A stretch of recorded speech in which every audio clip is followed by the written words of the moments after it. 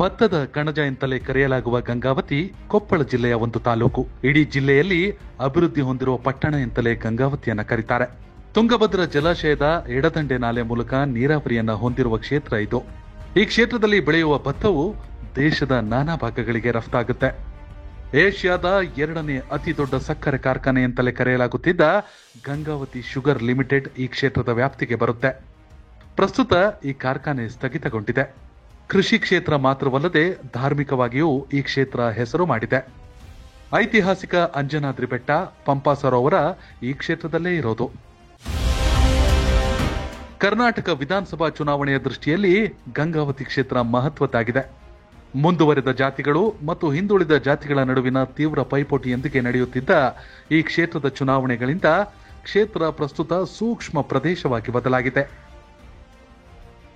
ವೈಯಕ್ತಿಕ ಪ್ರತಿಷ್ಠೆ, ಧರ್ಮ, ಪ್ರಗತಿ, ವ್ಯಕ್ತಿ ಹಾಗೂ ಜಾತಿ ಈ ಎಲ್ಲ ಆಯಾಮಗಳ ಮೇಲೂ ಚುನಾವಣೆ ನಡೆಯುವ ಕ್ಷೇತ್ರ ಇದು. ಕಾಂಗ್ರೆಸ್ನ ಭದ್ರಕೋಟೆಯಾಗಿದ್ದ ಗಂಗಾವತಿ ಇಂದು ಧರ್ಮಾಧಾರಿತ ರಾಜಕಾರಣದ ಕೇಂದ್ರ ಬಿಂದುವಾಗಿದೆ.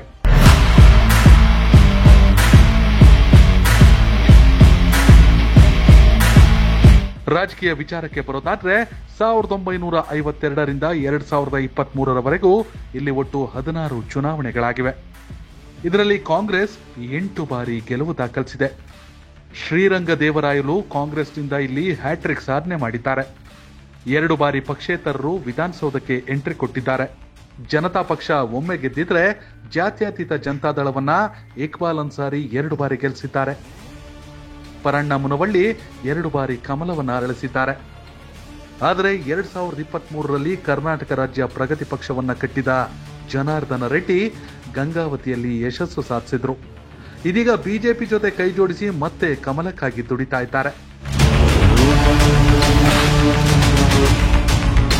ಹಾಗಾದ್ರೆ ಹೊಸ ಪಕ್ಷದ ಹೆಸರಲ್ಲಿ ಗಂಗಾವತಿ ಜನರ ಮನಗೆದ್ದ ಜನಾರ್ದನ್ ರೆಡ್ಡಿ ಬಗ್ಗೆ ಗಂಗಾವತಿಯ ಮತದಾರರು ಹೇಳೋದೇನೋ?